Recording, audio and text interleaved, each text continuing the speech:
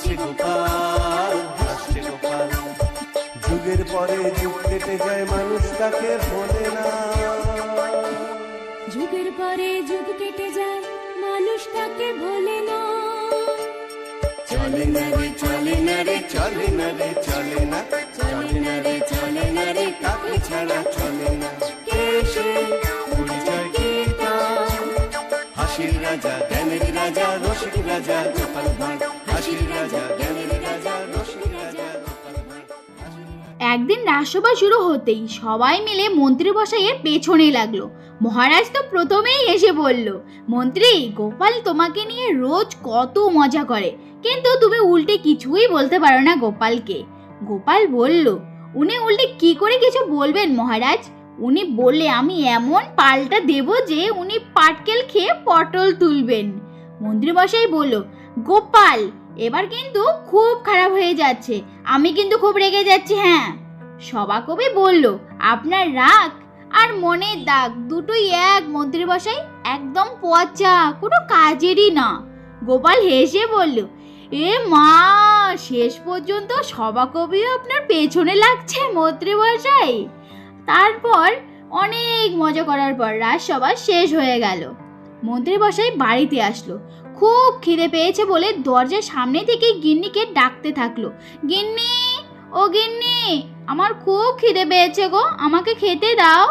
মন্ত্রী গিন্নি কোনো সাড়াই দিল না। তারপর মন্ত্রী মশাই ঘরে ঢুকে দেখে গিন্নি এখনো শুয়ে আছে। তখন মন্ত্রী মশাই গিন্নির পাশে গিয়ে বলে, কি গো গিন্নি, আমাকে খেতে দাও, আমার খুব খিদে পেয়েছে। মন্ত্রী গিন্নি বলল, রান্না করতে পারিনি গো। মন্ত্রী মশাই বলল, হ্যাঁ, রান্না করতে পারোনি মানে? কেন রান্না করোনি?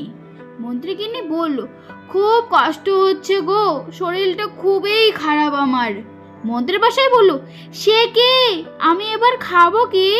মন্ত্রী গিন্নি বলল, কি বলছো তুমি? হ্যাঁ, এদিকে আমি মরতে বসেছি আর তোমার খাওয়ার চিন্তা হচ্ছে? হ্যাঁ, এখনই যাও, যাও, এখনই যাও, রাজবৈদ্যর কাছে গিয়ে নিয়ে আসো রাজবৈদ্যকে। তারপর মন্ত্রী মশাই রাজবৈদ্যর বাড়িতে গেল এবং রাজবৈদ্যকে নিয়ে আসলো। রাজবৈদ্যকে নিয়ে আসার সময় গোপাল আড়াল থেকে দেখতে পেল যে রাজবৈদ্যকে তার মন্ত্রী মশাইয়ের বাড়িতে নিয়ে যাচ্ছে। তাই গোপালও লুকিয়ে লুকিয়ে দেখলো সে মন্ত্রী মশাইয়ের বাড়িতে কে অসুস্থ। দেখে যে মন্ত্রী গিন্নি খুবই অসুস্থ। তারপর গোপাল বাড়িতে চলে আসে। গোপাল গিন্নি গোপালকে বলল, কি গো, আজ এত দেরি করলে কেন? গোপাল বলল, আর বলো না গো, আমি রাজসভা থেকে বাড়ি আসছিলাম, সেই সময় দেখলাম যে মন্ত্রী মশাই রাজবৈদ্যকে নিয়ে তার বাড়িতে গেল। তাই আমিও একটু লুকিয়ে লুকিয়ে দেখলাম যে কে অসুস্থ। গিয়ে দেখি গিন্নিমার শরীর খুবই খারাপ, তাই একটু দেরি হয়ে গেল গো। গোপাল গিন্নি বলল, ও আচ্ছা আচ্ছা, তাহলে এসো এসো, খেতে বসো। এদিকে মন্ত্রী মশাই খাওয়া দাওয়া না করেই রান্না চাপিয়ে দিল। মন্ত্রী মশাই রান্না করছে আর বলছে, ধুর ধুর ধুর, এসব রান্না বান্না কি আর ভালো লাগে? রাজবাড়িতে কত কাজ, তারপর বাড়ি এসে রান্না করা, ধুর ধুর, ভালো লাগে না। এক কাজ করি, আমি আবার একটা বিয়ে করব। এই বলে মন্ত্রী মশাই রান্না না করেই গিন্নির কাছে গেল। গিয়ে গিন্নিকে বলল, গিন্নি গিন্নি, উঠো উঠো, তুমি রেডি হয়ে নাও তো তাড়াতাড়ি, আমি তোমাকে ভালো বৈদ্য দেখাবো। মন্ত্রী গিন্নি বলল, কেন গো, কি হলো? রাজবৈদ্য তো আমাকে দেখে গেল এক্ষুনি। মন্ত্রী মশাই বলল, ছাড়ো তো, ছাড়ো তো, ওই রাজবৈদ্যের ভরসা আমি করি না একদম। মন্ত্রী গিন্নি বলল, তুমি আমাকে নিয়ে এত চিন্তা করো গো। তারপর মন্ত্রী মশাই মন্ত্রী গিন্নিকে গরুর গাড়িতে করে তার বাপের বাড়িতে নিয়ে আসলো। মন্ত্রী গিন্নি বলল, কি গো, তুমি তো বললে তুমি আমাকে ভালো বৈদ্য দেখাতে নিয়ে যাচ্ছ, তুমি আমার বাপের বাড়িতে নিয়ে আসলে কেন? মন্ত্রী মশাই বলল, তোমাকে তোমার বাপের বাড়িতে দিতে এসেছি, এমন রুগ্ন গিন্নিকে আমি আমার বাড়িতে রাখবো না, আমি আবার একটা বিয়ে করব। এই বলে মন্ত্রী মশাই সেখান থেকে চলে গেল। সেদিন দুপুরবেলা গোপাল কিছু ফল নিয়ে মন্ত্রী গিন্নিকে দেখতে গেল। গিয়ে দেখে মন্ত্রী গিন্নি বাড়িতে নেই। গোপাল গিন্নিমার কথা মন্ত্রী মশাইকে জিজ্ঞাসা করলো। মন্ত্রী মশাই বলল, গিন্নিকে তার বাপের বাড়িতে রেখে এসছি, আমি আবার একটা বিয়ে করব। এই রকম রুগ্ন গিন্নিকে আমি আমার বাড়িতে রাখবো না।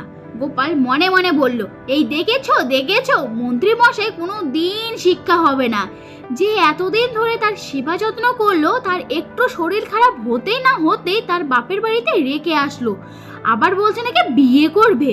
তারপর গোপাল মন্ত্রীমশাইকে একটু উস্কে দেওয়ার জন্য গোপাল বলল, মন্ত্রীমশাই আপনি না ঠিক করেছেন। মন্ত্রীমশাই বলল, কি আমি ঠিক করেছি? সে কি, তুমি আমার হয়ে কথা বলছো গোপাল? আহা, শুনেও শান্তি। গোপাল বলল, এমা, না বলার কি আছে মন্ত্রীমশাই, ঠিক কাজকে তো ঠিক বলতেই হবে। তা এখন কি করবেন ভাবছেন মন্ত্রীমশাই? মন্ত্রীমশাই বলল, আর একটা বিয়ে করব, তার জন্য তো একটা ঘটক ঠিক করতে হবে। গোপাল বলল, আরে না না, ঘটকের কি দরকার, আমি আছি তো, মেয়ে দেখে দেওয়ার জন্য আমি আছি। মন্ত্রীমশাই বলল, সত্যি গোপাল, সত্যি সত্যি তুমি দেখবে আমার জন্য মেয়ে? গোপাল বলল, হ্যাঁ হ্যাঁ, না দেখার কি আছে, কিন্তু একটা কথা, তার বদলে আমাকে পারিশ্রমিক দিতে হবে, একজন পাত্রী পিছু একটা করে সোনার মোহর। মন্ত্রীমশাই বলল, তাই হবে গোপাল, তাই হবে। তারপর গোপাল সেখান থেকে চলে গেল। পরের দিন গোপাল মন্ত্রীগিন্নির বাপের বাড়িতে গিয়ে কিছু ফলমূল দিয়ে আসলো এবং মন্ত্রীগিন্নিকে বলেও আসলো যে, গিন্নিমা আপনি কিছু চিন্তা করবেন না, আপনার চিকিৎসা এখান থেকেই হবে। এইসব বলার পর তারপর বাড়িতে আসলো গোপাল। বাড়িতে এসে গিন্নিকে বলল, গিন্নি, ও গিন্নি, তোমার একটা শাড়ি দাও না দেখি। গোপাল গিন্নি বলল, শাড়ি নিয়ে তুমি কি করবে শুনি? গোপাল বলল, মেয়ে সাজবো, মেয়ে মেয়ে। তারপর গোপাল মেয়ে সেজে মন্ত্রীমশাইয়ের কাছে গেল। মন্ত্রীমশাইয়ের প্রথমে মেয়েটাকে দেখে খুব পছন্দ হলো, কিন্তু একটু পরেই দেখতে পেল যে মেয়েটার হাঁপানি কাশি আছে, তাই সুন্দরী মেয়েটাকে তাড়িয়েই দিল। পরের দিন গোপাল সাদা শাড়ি পরে বিধবা বয়স্ক মহিলা সেজে মন্ত্রীমশাইয়ের বাড়িতে গেল। মন্ত্রীমশাই তো ওই বৃদ্ধা বয়স্ক বিধবা মহিলাকে দেখে খুব রেগে গেল, তাই তাড়াতাড়ি করে তাড়িয়ে দিল। একটু পরেই গোপাল আসলো মন্ত্রীমশাইয়ের কাছে। মন্ত্রীমশাই বলল, গোপাল, ও গোপাল, তুমি এসব কাদেরকে পাঠাচ্ছ? হ্যাঁ? গোপাল বলল, কেন মন্ত্রীমশাই? মন্ত্রীমশাই বলল, কেন মানে, প্রথমে একজন আসলো খুব সুন্দর, কিন্তু তার হাঁপানি আছে। দ্বিতীয়জন আসলো, সে বিধবা বয়স্ক মহিলা। গোপাল বলল, আচ্ছা বেশ, এবার একজন আছে খুব সুন্দরী, সুকণ্ঠী, সকালে উঠে আপনি কোকিল কণ্ঠীর কথা শুনবেন। মন্ত্রীমশাই এসব কথা শুনে তো খুব খুশি হয়ে গেল। গোপাল বলল, মন্ত্রীমশাই আর কোনো দেখা দেখি হবে না, এবার একেবারে বিয়ে। মন্ত্রীমশাই বলল, কি বলছো গোপাল, একবারে বিয়ে? কবে বিয়ে করবো আমি, কবে বিয়ে করবো বলো বলো? গোপাল বলল, কালকেই বিয়ে করবেন আপনি, আমি সব কিছু রেডি করে রাখবো, আপনি কিছু মোহর আমাকে দিয়ে দিন, আমি সব কিছু রেডি করে রাখছি, আপনি শুধু কালকে গিয়ে বিয়েটা করে নেবেন। তারপর মন্ত্রীমশাই 50 স্বর্ণ মুদ্রা গোপালকে দিল। গোপাল ওই টাকা দিয়ে মন্ত্রীগিন্নি চিকিৎসা করালো। তারপর গোপাল বিয়ের ব্যবস্থা করলো এবং বিয়ের জায়গাটা খুব সুন্দর করে ফুল দিয়ে সাজিয়ে দিল। মন্ত্রীমশাই আর অপেক্ষা না করতে পেরে পরের দিন সকাল সকাল রেডি হয়ে বিয়ে করতে গেল। গিয়ে দেখে গোপাল বিয়ের জন্য ছাদনা তলাটা খুব সুন্দর করে ফুল দিয়ে সাজিয়ে দিয়েছে। গোপাল মন্ত্রীমশাইকে বলল, গোপাল, তুমি তো খুব সুন্দর করে ছাদনা তলাটা সাজিয়েছো, তা মেয়ে কোথায় মেয়ে? গোপাল বলল, মেয়ে সেজে গুজে আসছে, একটু অপেক্ষা করুন, আর হ্যাঁ, ছাদনা তলায় আগে তো বসুন। মন্ত্রীমশাই বলল, হ্যাঁ হ্যাঁ হ্যাঁ, ছাদনা তলায় বসছি। তারপর মন্ত্রীমশাই ছাদনা তলায় পা দিতেই মন্ত্রীমশাই একটা গর্তে পড়ে গেল এবং মন্ত্রীমশাইয়ের পা একটা ভেঙে গেল। মন্ত্রীমশাই বলল, গোপাল, আমার বিয়ে কখন হবে? গোপাল বলল, মন্ত্রীমশাই, আপনার তো পা ভেঙে গেছে, কেই বা আপনাকে বিয়ে করবে? হ্যাঁ, কোনো মেয়ে আপনাকে আর বিয়ে করবে না, আপনিও তো রুগ্ন মেয়েকে দেখতে চান না, তাহলে ভালো মেয়ে আপনাকে বিয়ে করবে কেন? মন্ত্রীমশাই বলল, গোপাল, আমি আমার পুরনো বউকেই চাই। তারপর মন্ত্রীমশাই এবং গোপাল মন্ত্রীগিন্নির বাপের বাড়িতে গেল। মন্ত্রীগিন্নির দরজা খুলে বলল, কি গো, কেউ বিয়ে করলো না বুঝি? মন্ত্রীমশাই বলল, ও গিন্নি, বাড়িতে চলো না গো। তারপর মন্ত্রীমশাই মন্ত্রীগিন্নিকে নিয়ে বাড়িতে আসলো। আর এতদিনে তো মন্ত্রীগিন্নি খুব ভালোভাবেই সুস্থ হয়ে গেছে, তাই মন্ত্রীগিন্নি মন্ত্রীমশাইয়ের সেবা করলো আর একটু দুষ্টুমি করে ভাঙা পায়ে একটু ব্যথা দিল। তো ফ্রেন্ড গোপাল ভাঁড়ের এই ছোট্ট গল্পটা কিরকম লাগলো বলো, যদি ভালো লাগে অবশ্যই লাইক কমেন্ট শেয়ার করবে আর সাবস্ক্রাইবটা অবশ্যই করবে। দেখা হচ্ছে নেক্সট কোনো ভিডিওতে, ততক্ষণ তোমরা সবাই খুব খুব খুব ভালো দেখো।